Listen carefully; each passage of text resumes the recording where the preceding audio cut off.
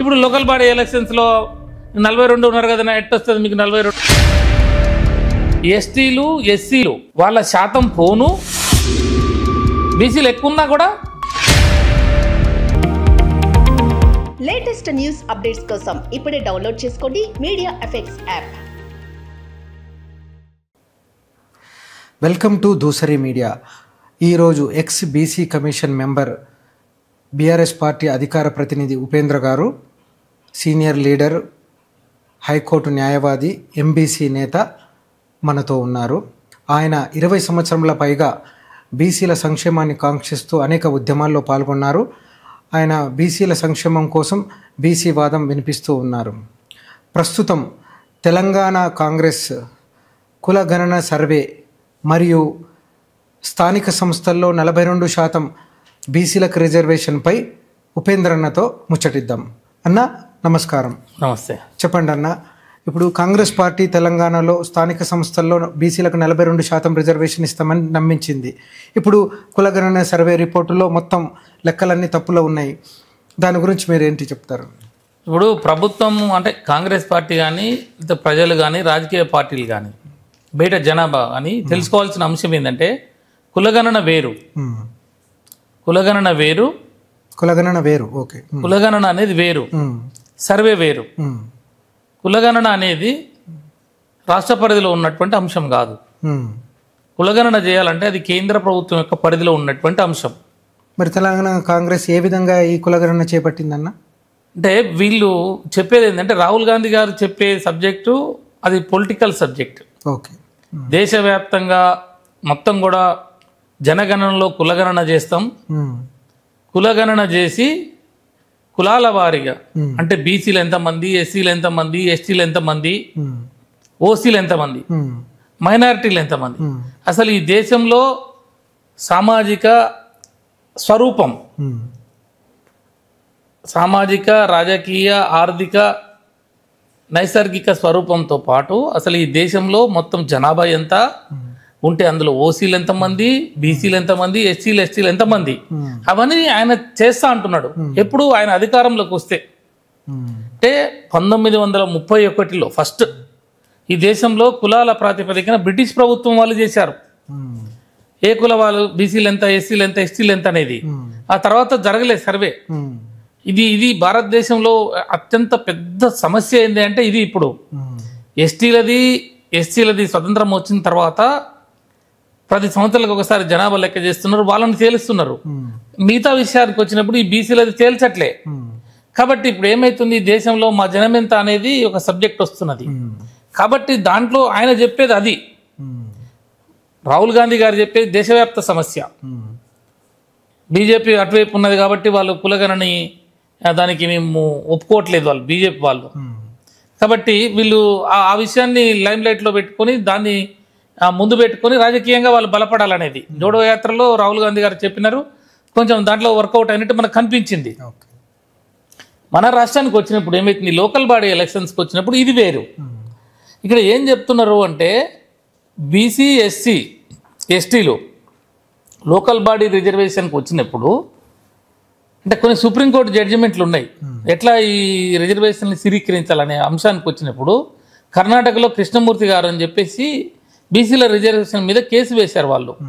Case వేసినప్పుడు ఆ case అక్కడ కోర్టులో, హైకోర్టులో అయిపోయిన తర్వాత సుప్రీంకోర్టుకు వచ్చినప్పుడు సుప్రీంకోర్టులో చెప్పడం ఏంటి అంటే అసలు బీసీల జనాభా ఎంత ఉన్నది, మీరు రిజర్వేషన్ ఇంత ఇవ్వమనో, పెంచమనో, లేకపోతే తగ్గించమనో రకరకాల కేసులు పడుతున్నాయి ఈ రిజర్వేషన్ అంశానికి వచ్చినప్పుడు. లోకల్ బాడీ విషయంలో వాళ్ళు ఏమన్నారంటే అసలు ఎంత మీరు జనము ఎక్కడున్నది మీకు, ఈ కాంటెంపరీనియస్ డేటా లేకుండా మీరు ఎట్లా అడుగుతున్నారు అని అంటే అప్పుడు ఆ తీర్పులో వారు 5 జడ్జిలు కూర్చున్నటువంటి ధర్మాసనం ఏం తీర్పు చెప్పింది అంటే ఈసీ రిజర్వేషన్లకు సంబంధించిన అంశం వచ్చినప్పుడు లోకల్ బాడీస్లో తప్పకుండా మీరు దాన్ని క్షేత్రస్థాయిలో, ఒక గ్రామం ఉందనుకోండి, ఆ గ్రామంలో వార్డు స్థాయిలో ఏ జనం ఎంత కులాల వారీగా తీసి వాళ్ళ పొలిటికల్ బ్యాక్వర్డ్నెస్ని కూడా దాన్ని రెక్టిఫై చేసి చూపించాలి. అది అంటే అది రిపోర్టు ఒక డెడికేటెడ్ కమిషన్ వేయాలి. ట్రిపుల్ టెస్ట్ వచ్చింది అందులో. అందుకే ఆ ట్రిపుల్ టెస్ట్లో ఏం చెప్తున్నాడు అంటే కృష్ణమూర్తి గారి జడ్జిమెంట్లో డెడికేటెడ్ కమిషన్ వేయాలి, ఆ డెడికేటెడ్ కమిషన్ క్షేత్రస్థాయిలో వెళ్ళి, గ్రామ స్థాయిలో వెళ్ళి, వార్డు స్థాయిలో వెళ్ళి ఇది తీసుకొచ్చేసి దాంట్లో మళ్ళీ ఎంత ఎవరికి అవకాశాలు వచ్చినాయి. ఇప్పుడు పూసల వాళ్ళు ఉన్నారు, అసలు వాళ్ళకి రాజకీయంగా అవకాశాలు వార్డు మెంబర్ అయినడా, సర్పంచ్ అయిందా, ఎంపీటీసీ అయిందా, జెడ్పీటీసీ అయిందా, లేకపోతే గంగిరెద్దుల వాళ్ళు ఉన్నారు, లేకపోతే రజక్కులు ఉన్నారు, లేకపోతే దూదేకులోళ్ళు ఉన్నారు, లేకపోతే ఒడ్డెరోళ్ళు ఉన్నారు, లేకపోతే పద్మశాలీలు ఉన్నారు, లేకపోతే కమ్మరోళ్ళు ఉన్నారు, కుమ్మరోళ్ళు ఉన్నారు, మంగళోళ్ళు ఉన్నారు. అంటే దీని యొక్క ఉద్దేశం అంటే ఆ జనాల లెక్క తీస్తూ వాళ్ళు ఏమైనా ఇంతకుముందు ఈ ఫలాలు పొందిర్రా అనేది చెప్తూ అది కాంటెంపరీనెస్ రిగరస్ ఎంపరికల్ ఎంక్వైరీ అంటే క్షేత్రస్థాయిలో తీసుకొచ్చి పొలిటికల్ బ్యాక్వర్డ్నెస్ని చూపిస్తే అది తీసుకుపోయి సుప్రీంకోర్టు ముందు పెడితే ఆ సుప్రీంకోర్టు సాటిస్ఫై అయితే ఒకవేళ వీళ్ళు ఎంత శాతమన్నా ఉండని కాక ఎస్టీలు ఎస్సీలు వాళ్ళ శాతం పోను మిగిలింది మాత్రమే వీళ్ళకి బీసీలు ఎక్కువ ఉన్నా కూడా ఇక్కడ ఈ సబ్జెక్ట్ లేదు. ఎందుకంటే ఇది మనకి 50% షుడ్ నాట్ ఎక్సీడ్ అనేది ఒకటి మళ్ళీ అక్కడే చెప్పినాడు ఇందిరా సాహ్ని కేసులో. విద్యా ఉద్యోగాలలో అది మండల్ కమిషన్ రిపోర్ట్ ఇచ్చిన తర్వాత అది సుప్రీంకోర్టు పంచాయతీ పోయిన తర్వాత ఆ సుప్రీంకోర్టులో ఇందిరా సాహ్ని కేసులో వాళ్ళు చెప్పింది అక్కడ ఏంటంటే ఏ రిజర్వేషన్ కూడా 50% దాటకూడదు అని విద్యా ఉద్యోగాలలో చెప్పిందని మళ్ళీ ఇక్కడికి వచ్చేసరికి వీళ్ళు లోకల్ బాడీస్లో కూడా కృష్ణమూర్తి కేసులో అదే చెప్పినారు వాళ్ళు. ఇప్పుడు చెప్పేసరికి ఏమవుతుంది, దీనికి ముందల ఇక్కడ ఎలక్షన్స్ జరిగినాయి ఎక్కడ మధ్యప్రదేశ్లో, తర్వాత మళ్ళీ మనకి మహారాష్ట్రలో జరిగినాయి. మహారాష్ట్రలో జరిగినప్పుడు వాళ్ళు ఇట్లనే పోయినారు, డెడికేటెడ్ కమిషన్ వేయకుండా ముందుకు పోతే అదే కమిషన్ చేస్తే మళ్ళీ వాళ్ళు కోర్టు వాళ్ళు ఆపితే మళ్ళీ బాంటియా అని చెప్పేసి అక్కడ మళ్ళీ డెడికేటెడ్ కమిషన్ వేసి మళ్ళీ లెక్కలు తీసుకుపోయి మళ్ళీ సుప్రీంకోర్టులో వేస్తే ఎస్సీలకు పోను బీసీలకి. మధ్యప్రదేశ్లో కూడా అంతే వచ్చింది. ఇప్పుడు దాని తర్వాత సబ్సిక్వెంట్గా కొన్ని రాష్ట్రాలలో జరిగినాయి, గుజరాత్లో అక్కడిక్కడ ఒరిస్సాలో జరిగింది. ఎక్కడైనా కూడా ఇదే అవలంబించాల్సిన అవసరం ఉన్నది. ఒకసారి మధ్యప్రదేశ్లో జరిగింది, ఒకసారి మహారాష్ట్రలో జరిగింది, ఒకసారి ఒరిస్సాలో జరిగినప్పుడు సుప్రీంకోర్టు ఏమన్నదంటే ఒకసారి జడ్జిమెంట్ ఇచ్చిన తర్వాత supreme court is the apex court in India కాబట్టి ఈ జడ్జిమెంట్ అన్ని రాష్ట్రాలకు వర్తిస్తుంది. ఏ రాష్ట్రంలో ఎలక్షన్ జరిగినా కూడా ఇదే వర్తిస్తుంది, దీన్నే ఫాలో కావాలని చెప్పినారు. సబ్సిక్వెంట్గా మన తెలంగాణ రాష్ట్రంలో వచ్చింది. ఈ జడ్జిమెంట్లన్నీ మేము పర్సీవ్ చేశాం. ఇప్పుడు మేము తమిళనాడు వెళ్ళాము, అక్కడ పోతే కర్ణాటక వెళ్ళాము, మధ్యప్రదేశ్ వెళ్ళాము, ఇవన్నీ మాకు ఐడియా ఉన్నది, అంటే మాకు తెలుసు ఇవన్నీ. అయితే వీళ్ళు ఇదే కాలంలో ఎలక్షన్స్ వచ్చినాయి కదా, ఈ ఎలక్షన్స్ మాటలలో వీళ్ళు వాగ్దానాలు ఇస్తున్నారు కదా. తర్వాత కామారెడ్డి డిక్లరేషన్ అని, రైతుల డిక్లరేషన్ వరంగల్ అని, లేదా మహిళా డిక్లరేషన్ అని, లేదా దళిత డిక్లరేషన్, ఇష్టం వచ్చినట్టు డిక్లరేషన్లు ఇస్తారు. ఇది ఎలక్షన్ సంబంధించిన ముచ్చట. రాహుల్ గాంధీ చెప్పేది ఎలక్షన్ ముచ్చట. దాన్ని తెచ్చుకొని వీళ్ళు ఏమన్నారంటే మేము సంపూర్ణంగా కులగణన చేస్తాము, చేసి జనాభా ఎంత ఉంటే అంత ప్రకారం మేము 42% లోకల్ బాడీ ఎలక్షన్స్లో ఇస్తాము అని చెప్పేసి అది అట్లా ఉండగానే వీళ్ళకి అన్నీ తెలిసి కూడా వీళ్ళు పోయి చెప్పినారు. కామారెడ్డి డిక్లరేషన్ అయిపోయింది. డిక్లరేషన్ అయిపోయినాక నిజంగా జనం ఏమనుకుంటారు, అరే పెంచుతా అంటుండ్రు రిజర్వేషన్. అంతకుముందు 23% ఏమో దొరికింది, 23% దొరికింది. 23 నుంచి ఇప్పుడు 42 అంటుండు కదా, ఇంకో 21% పెరుగుతుంది కదా. కాబట్టి ఎవరికైనా ఆశ ఉంటుంది కదా. కాబట్టి ఏం చేశారు, ఇక్కడ ఉన్నటువంటి అరే ఇప్పుడు మనం చెప్పిన చిన్న కులాలు, ఎంబీసీ కులాలు, డినోటిఫైడ్ కులాలు, సంచార జాతులు, ఇప్పటి వరకు రాజకీయ అంటరానితనంలో మగ్గిపోయిన మైనారిటీ బీసీ కులాలు ఒకసారి కూడా వార్డు మెంబర్ కాలి కులాలు ఉన్నాయి. ఇంకా గ్రామ పంచాయతీలనే ఎంటర్ కాలే వాళ్ళు. అది దాటి మండలానికి పోవాలి, అది దాటి జిల్లాకు పోవాలి, అది దాటి ఎమ్మెల్యేలు కావాలి, అది దాటి మంత్రులు కావాలి, అది దాటి ముఖ్యమంత్రులు కావాలి. ఇవన్నీ ఈ భారతదేశ ఈ కుల వ్యవస్థలో ఇవన్నీ ఎప్పుడు సాధ్యపడితే ఏమో అర్థం కాని అంశాలు.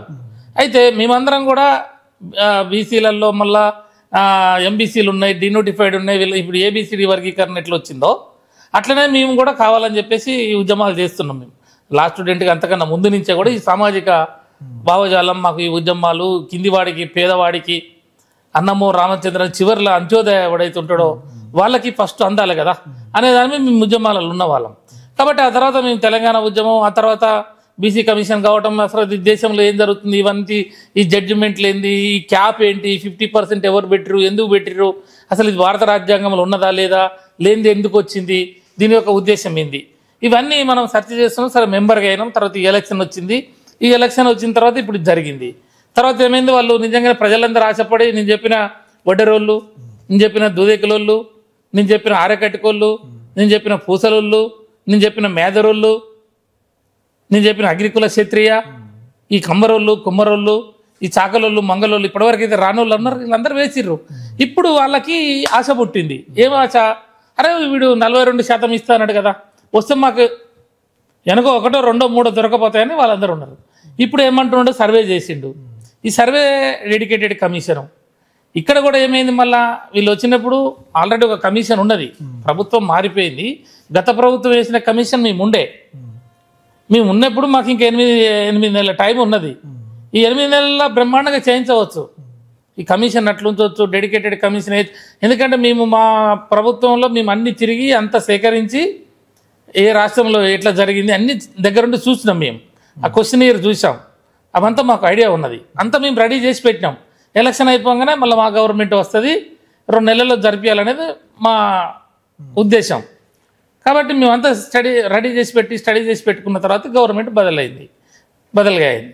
తర్వాత ఏమైంది, వీళ్ళు వచ్చిన తర్వాత వాళ్ళ ఉద్దేశం ఏంటి అంటే, ఇది బీఆర్ఎస్ వాళ్ళకి సంబంధించిన వాళ్ళు బీఆర్ఎస్ కమిషన్ అని, దీని పీరియడ్ అయిపోయినాక కాంగ్రెస్ కమిషన్ అని ఒక 6 నెలలు పక్కకు పెట్టారు.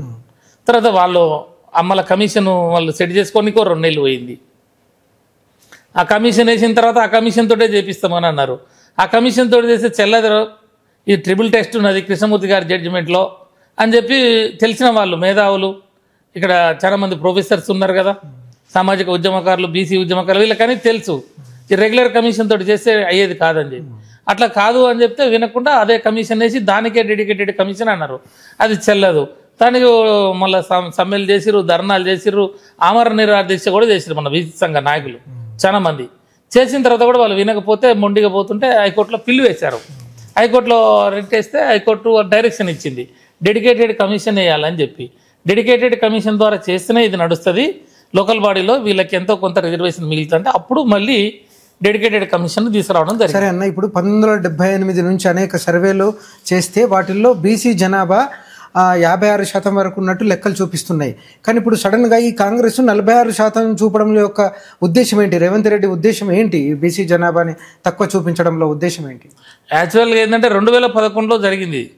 2011లో నేషనల్ శాంపుల్ సర్వే జరిగినప్పుడు ఇక్కడ తెలంగాణలో 51% పైగా బీసీలు ఉన్నారని చెప్పేసి అందులో క్లియర్గా చెప్పడం జరిగింది. అది లెక్కలు గణాంకాలు వచ్చినాయి, చెప్పుడు కాదు, గణాంకాలు. 3,50,00,000 మంది జనం ఉన్నారు అని చెప్పేసి. తర్వాత 2011 నుంచి 2014 వచ్చేసరికి తెలంగాణ రాష్ట్రం ఏర్పడ్డది. తెలంగాణ రాష్ట్రం ఏర్పాటైన సంవత్సరం తర్వాత మనక్కడ ఎస్కేఎస్ సర్వే జరిగింది. దాంట్లో ఏమైంది, మనకి 3,68,00,000 మంది ఉన్నట్టు ఒకటే రోజు మొత్తం కూడా కొన్ని లక్షల మంది ఎన్యూమరేటర్స్ పాలు పంచుకొని 30 గంటల్లో ఇతర దేశాల్లో ఉన్న వాళ్ళందరికీ కూడా, అంటే పెద్ద ఎత్తున దానికి మనం సర్వే జరుగుతున్నది. తెలంగాణలో ఎవరైతే పౌరులు ఉన్నారో ఇర్రెస్పెక్టివ్ ఆఫ్ క్యాస్ట్స్, రిలీజియన్, ఎక్కడ ఇతర దేశాల సరే ఎక్కడున్నా కూడా మీరు అందరూ నమోదు చేసుకోవాలి. ఇదే మనకి రేపు కాబోతున్నది కాబట్టి, మ్యాండేట్ కాబోతున్నది కావాలంటే చాలా పెద్ద ఎత్తున జరిగింది. మనందరికీ తెలుసు, వచ్చిర్రు, సర్వేలో పాల్గొన్నారు, అన్ని వివరాలు కూడా వచ్చినాయి. దాంతోపాటు అనేక వివరాలు కూడా వచ్చినాయి కొన్ని. అయితే ఇక్కడ ఏమైంది, దాంట్లో 3,68,00,000 మంది స్పష్టంగా ఈ రాష్ట్ర జనాభా ఉన్నదని మనకు వచ్చింది. దాన్ని మన వెబ్సైట్లో కూడా మర్రి చెన్నారెడ్డి మానవ వనరుల దానికి సంబంధించిన వెబ్సైట్లో దాన్ని ఉంచడం జరిగింది. అయితే దాంట్లో అప్పుడు పెద్దగా ప్రాచుర్యంకు రాలేదు, దాని అవసరం అంత పడలేదు, దాంట్లో ఉన్నది క్లియర్ కట్గా. ఇప్పుడు ఏమైతుంది, వీళ్ళు వచ్చిన తర్వాత ఈ డెడికేటెడ్ కమిషన్ వేసిన తర్వాత వీళ్ళు 50 రోజులలో చేసిర్రు. 50 రోజులు చేసినప్పుడు వాళ్ళు ఎట్లా చేసిర్రు, అక్కడ సర్వేలో ఏం జరిగింది, సర్వే ఎంతవరకు సక్సెస్ అయింది, చాలా ప్రశ్నలు ఉన్నాయి. చాలా మంది ఏమంటారు 50% కూడా సర్వే కాలేదు అని చెప్పేసి. అయితే ఇక్కడ మనం పాయింట్ కన్క్లూడ్ చేసినాక మన సర్వే గురించి మాట్లాడదాం. అయితే ఇక్కడ ఏమైంది, వీళ్ళు చేసి వాళ్ళు ఏమంటున్నారు, 3,54,00,000 మంది ఉన్నట్టు వీళ్ళు చూపిస్తున్నారు. 16 లక్షల మంది ఇందులో పాల్గొనలేదు అని చెప్తున్నారు. అంతా కూడా 370 చెప్తున్నారు. అంటే 3,68,00,000 జనం 2014లో ఉంటే ఇలా మనం 2024-25లో ఉన్నాం. అంటే నీకు ఎంత చూపిస్తున్నాడు, 16 లక్షలు, 16 లక్షలు, అంటే 70 లక్షలు చూపిస్తుండు. 3,70,00,000. మన 2014లో 3,68,00,000, అంటే 2 లక్షలు పెరిగినట్టు చూపిస్తున్నాడు. అంటే 10 సంవత్సరాల తర్వాత 2 లక్షలు పెరుగుతారు రాష్ట్ర జనాభా. కాబట్టి ఇదేమంటున్నాము, ఈ గ్రోత్ రేట్ ఏదైతే 1.3 ఉంటది, అట్లా చూసినా మనకి 4 కోట్ల పైచిలకు రావాలి. కానీ 3,70,00,000 చూపిస్తున్నాడు. 2 లక్షల జనాభా అధికంగా చూపిస్తున్నాడు. అంటే మొత్తం 2 లక్షలు చూపిస్తుంది. ఈ 10 సంవత్సరాల వేరియేషన్ 2 లక్షలు చూపిస్తున్నాడు. మొత్తానికి మొత్తం చూసినప్పుడు 30 లక్షల డిఫరెన్స్ వస్తుంది. 30 లక్షలు 40 లక్షల డిఫరెన్స్ వస్తుంది అంత మొత్తం జనాభా. కాబట్టి నేను ఏమంటున్నా, వీళ్ళు ఏదో కుట్ర జరిగినట్టు అనుమానం వస్తుంది. దీంట్లో ఏం జరుగుతుంది, ఇప్పుడు బీసీల విషయానికి వచ్చినప్పుడు 1,85,00,000 చిల్లర మనకి 2,000 సకల జనుల సర్వేలో చూపిస్తున్నాడు. ఇక్కడ వచ్చేసరికి 1,64,00,000 చూపిస్తున్నాడు. అంటే 21 లక్ష బీసీ జనాభా గైబు కొట్టినాడు. ఇదేం బీసీల జనాభా ఏమో గైబు అయిపోయింది. ఓసీల జనాభా ఆనాడు సకల జనుల ఎస్కేఎస్ దాంట్లో 11% ఉన్నట్టున్నది. కానీ ఈరోజు 16% చూపించుకుంటూ పోయిండు. అంటే బీసీల జనాభా తక్కువైపోయింది, 21 లక్ష 22 లక్షలు సుమారు. ఇది మాత్రం 6% ఓసీల జనాభా పెరిగినట్టు చూపిస్తున్నాడు. అంటే ఇదంతా చూస్తే మనకి ఏమనిపిస్తున్నది అంటే ఎక్కడో ఏదో కుట్ర జరిగింది. ఎస్సీల జనాభా అట్నే చూపించండు, ముస్లింల జనాభా తగ్గినట్టు చూపిస్తుండు. తర్వాత ముస్లింల ఓసీలు హిందూ ఓసీలు కలిపి ఈ జనాభా 15.67% చూపించుకుంటున్నాడు. మరి అంటే నేను ఏమంటున్నా, 10 సంవత్సరాలల్లా ఎస్సీలు కొద్దిగా గొప్ప పెరిగిండ్రు. అంటే ఇదంతా కేవలం ఈ 42% రిజర్వేషన్ స్థానిక సంస్థల ఎన్నికల్లో ఇవ్వడానికి అందులో కుట్ర లాగా అనుకోవచ్చా? నేనేమంటున్నా, ఇది 2 రకాల కుట్రలు ఉన్నాయి. ఈ 16 లక్షలు అందుబాటులో లేన నా ఉద్దేశం అంటే, నాకు పర్సనల్ గా నాకు అనిపించేది ఏంటంటే, ఈ 16 లక్షలు కూడా బీసీలే. వీళ్ళు ఇంకో 5-6 లక్షల మంది పాల్గొనలే. ఎందుకు పాల్గొనలేదు అంటే, ప్రశ్నావళి ఉన్నది. ఆ ప్రశ్నావళిలో ఎన్నో ప్రశ్నలు పెట్టుకొని 190 ప్రశ్నలు లంబా చోడా పెట్టుకొని పోయినాడు. పోయినాక వాళ్ళ ఇంటికి పోయింది. వాళ్ళ ఇంటికి పోతే నీ ఆధార్ చెప్పు, పాన్ చెప్పు, బంగారం ఉందా, బ్యాంక్ అకౌంట్ చెప్పు, భూమి ఎంత ఉంది, ఇది ఉంది అది ఉందా అనేసరికి వాళ్ళు ఏమనుకుంటారంటే గవర్నమెంట్ మారింది కాబట్టి వీళ్ళందరూ వచ్చి మళ్ళీ అడుగుతున్నారు. మరి ఈ లెక్కల ప్రకారం మాకు ఏమైనా రైతు బంధు వద్దా, రైతు భరోసా వద్దా, ఏదైనా రేషన్ కార్డులు తీసేస్తారా, ఇంకేమన్నా ఇబ్బందులు వస్తాయని కొంతమంది అవాయిడ్ చేశారు. కొంతమందికి అంటే అది వీడికి ఏమైనా నష్టం పర్సనల్గా జరుగుద్దామని అవాయిడ్ చేశారు.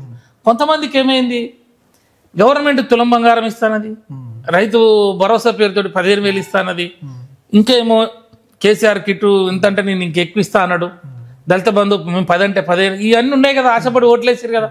వీళ్ళు రాగానే వాళ్ళు అడిగిర్రు.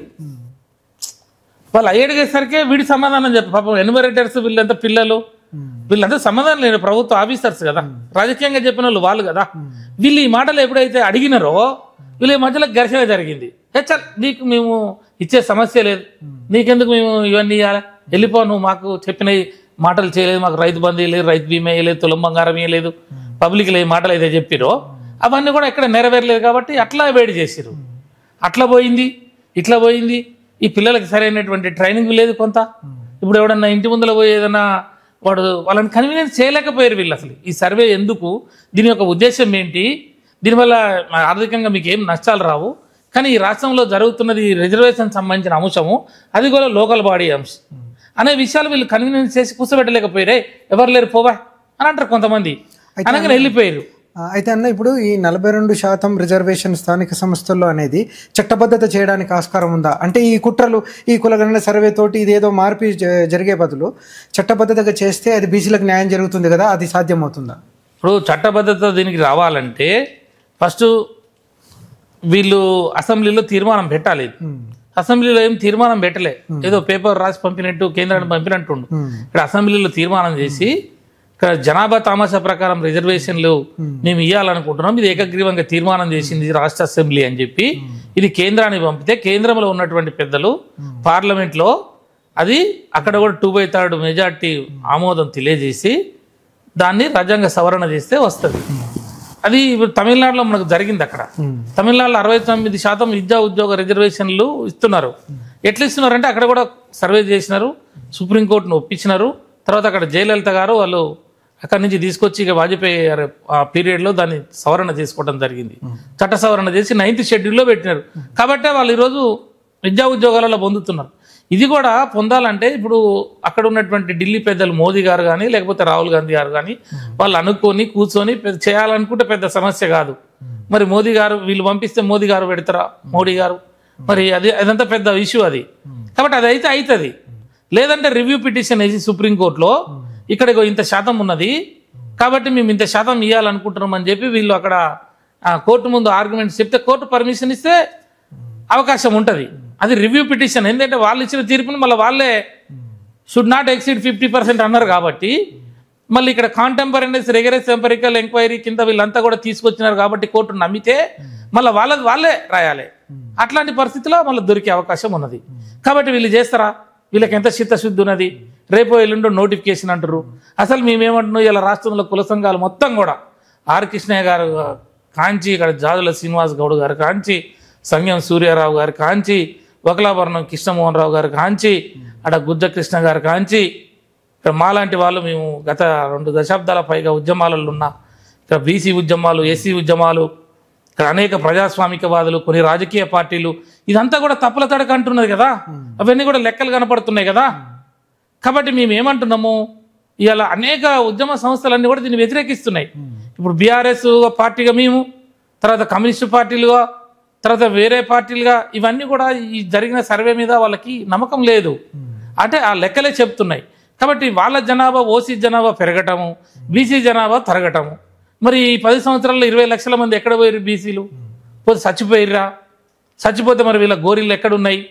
మరి ఇన్ని గోరీలు చూపించాలి కదా. మరి పెరిగిన జనం ఎందుకు పెరిగిర్రు అంటే దీంట్లో ఒక కుట్ర కోణం ఉన్నది అని చెప్పేసి అందరికి అనుమానం ఉన్నది. కాబట్టి ఇది ఇప్పుడు ఏ చిన్న పోరగానికి లెక్కలు ఇచ్చినా కూడా వాళ్ళు ఐడెంటిఫై చేస్తారు ఇది 100% కుట్ర జరిగింది అని. అయితే అన్న, ఇప్పుడు ఏడాది పాలనలోనే ఇప్పుడు బీసీల కోటాని మెడికల్ సీట్లలో తగ్గించారు. దాంతోపాటు ఇప్పుడు కులగణన సర్వేలో జనాభా శాతాన్ని తగ్గించాడు. దీనన్నిటికంటే కేసీఆర్ సర్వేనే బెటర్ అనే ఒక విమర్శ వచ్చేసింది వెంటనే. ఇప్పుడు ఆ సర్వే రిపోర్టుని మొత్తం ఎందుకు బయటపెట్టి దీన్ని కంపేర్ చేయకూడదు? మంచి ప్రశ్న అడిగారు మీరు. అయితే కేసీఆర్ గారు చేసిన ఉద్దేశం ఏంటి అంటే, తెలంగాణ రాష్ట్రం వచ్చింది. తెలంగాణ రాష్ట్రం వచ్చిన తర్వాత ఇప్పుడు మనం నీళ్లు, నిధులు, నియామకాలు, చిన్న రాష్ట్రాలు, చిన్న కులాలు, వీళ్ళందరికీ ఆర్థిక, రాజకీయ, సామాజిక న్యాయం జరగాలి అనేది మా యొక్క ఏజెండా తోటి మేము ఆ రోజు జయశంకర్ సార్ పెద్దలు సిద్ధాంతకర్త వారు ఒక సిద్ధాంతాన్ని రూపకల్పన చేశారు. కేసీఆర్ గారి నాయకత్వంలో తెలంగాణ కోసం పోరాటాలు, బలిదానాలు, అనేక మంది ఆత్మత్యాగాల తర్వాత వచ్చిన తెలంగాణలో కేసీఆర్ గారికి ఒక బాధ్యత ఉన్నది. కేసీఆర్ గారికి ఒక కమిట్మెంట్ ఉన్నది.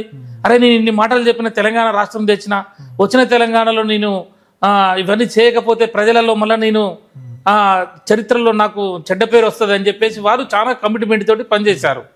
అయితే ఇక్కడ జరిగింది ఏంటంటే, ఈ ఎస్కేఎస్ సర్వే జరుగుతున్న సమయంలో కూడా కోర్టులో కేసులు పడ్డాయి. అప్పుడు కూడా మనం అన్ని వివరాలు అడిగినాం. ఇక Puttaswamy versus union of India కేసులో అక్కడ ఏం చెప్పిందంటే రైట్ టు ప్రైవసీ ఉన్నది. రైట్ టు ప్రైవసీ కింద ఈ ఆర్థిక పరమైన అంశాలు, ఇంకా మిగతా అంశాలు అడగకూడదు. కానీ మనం ఈ సర్వేలో తీసుకోవడం కాబట్టి ఆ జడ్జిమెంట్ అడ్డం వచ్చేసి, ఇది మీరు పబ్లిక్ డొమైన్లో పెట్టద్దు, దీన్ని ఎక్కడ వాడకూడదు, కానీ మీకు కావాల్సిన సమాచారం మీరు తీసుకోండి అంటే అప్పుడు మేము కోర్టుకి ఏం చెప్పినాం, మేము మా జనాభా ఎంత అది ముందు మాకు తెలవాలి, సంక్షేమం ఏంటి, అభివృద్ధి ఏంటి, వీళ్ళ అవసరాలు ఏంటి, వీళ్ళ విద్యా, ఉద్యోగ, రాజకీయ అవసరాలు ఎట్లున్నాయి, దాన్ని బట్టి నేను పరిపాలన కొనసాగించాలని చెప్పి మేము ఆ రోజు కేసీఆర్ గారు ఆ పాలసీ మీద దాంట్లో తెచ్చిన తర్వాత దీన్ని బయట పెట్టడానికి మనకు జడ్జిమెంట్ అడ్డం వచ్చింది. వాస్తవానికి చాలా మంది తెలవక ఏంది అంటే, నువ్వు చేసినావు కదా, నువ్వు ఎందుకు బయట పెట్టలేదని చాలా మాకు కూడా పెద్ద ఇది జరిగింది. అయితే వాస్తవానికి అది జరిగింది, దానికి కూడా జడ్జిమెంట్ అనేది అడ్డం వచ్చింది. కాబట్టి మేము ఆ లెక్కలు ఉన్నాయి కాబట్టే. అంటే మీరు చూడండి, నిన్న బీహార్లో జరిగింది, లాస్ట్ ఇయర్ బీహార్లో జరిగే వరకు, బీహార్లో జరిగితే ఇప్పుడు దాన్ని మనం ఆదర్శంగా చెప్పుకుంటున్నాం. తర్వాత అక్కడ తమిళనాడులో శాంపిల్ సర్వే జరిగింది, కర్ణాటకలో జరిగింది మళ్ళీ. కానీ వీటన్నిటికన్నా కూడా బ్రహ్మాండంగా ఫస్ట్ టైము దేశంలో ఏ రాష్ట్రంలో చేయనటువంటి విధంగా కులగణన సర్వే మొత్తం నైసర్గిక స్వరూపం కులాలు, ప్రతి కులంతో సహా ఏ కులము ఎంతమంది ఉన్నారు అనేది మా దగ్గర ఆల్రెడీ 2015లో ఎస్కేఎస్ ద్వారా చేసినటువంటి ఘనత మనకు ఉంది. ఇవాళ అక్కడ 51% అనేదే మనకు ప్రమాణం అయిపోయింది. ఒకవేళ ఆ లెక్కే లేకపోతే ఇలా బీసీ సంఘాలు ఇప్పుడు ఈయన చెప్పిన 46% మనకి చేతిలో నిలబడేది. ఇదే కరెక్ట్. మీరు ఇప్పటికి కూడా అంటుండే ఆయన, ఏది ప్రమాణం ఏంటి, మీరు ఎక్కడ పెట్టిర్రు, ఇది పబ్లిక్ డొమైన్లో లేదు కదా, ఇది మీకు చట్టం ఒప్పుకోదు కదా, చట్టబద్ధత కలిగిన లెక్కలేం లేవు కదా, కాబట్టి నేను చెప్పింది అని అంటుండు. అంత అడ్డగోలు కానీ నీకు ఉండదు కదా. గత ప్రభుత్వం కూడా ప్రభుత్వమే కదా, వాళ్ళు చేసిన అధికారులు అందరూ వాళ్ళే కదా ఇప్పుడు నీకు చేసింది, వాళ్ళందరూ సాక్ష్యమే, నీ పక్కనే కూర్చొని ఉన్నారు కదా, అదంతా డొమైన్లో ఉంది కదా.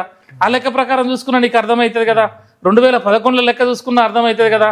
శ్రీకృష్ణ కమిటీ మనకి తెలంగాణ రాష్ట్రం ఆంధ్ర ఏర్పడడానికి 100 వాళ్ళు కూడా మొత్తం తిరిగినప్పుడు అనేక రిప్రజెంటేషన్స్ వచ్చిన తర్వాత వాళ్ళు అన్ని చూసిన తర్వాత అన్ని తెప్పించుకురు. వాళ్ళు అన్ని చూసిన తర్వాత వాళ్ళు కూడా శ్రీకృష్ణ కమిటీ రిపోర్ట్లో కూడా ఏం చెప్పారంటే, ఈ రాష్ట్రంలో తెలంగాణలో 90% బీసీ ఎస్టీ మైనార్టీలు ఉన్నారు అని చెప్పి వాళ్ళు కూడా చెప్పిర్రు. ఇది ఉత్తగానే మన గాలి మాటలు ప్రభుత్వం మీద నింద వేయటానికో రాజకీయ విమర్శలు చేయడానికో కాదు, మాకు అంత ఐడియా ఉన్నది కాబట్టి మాట్లాడుతున్నాం మేము.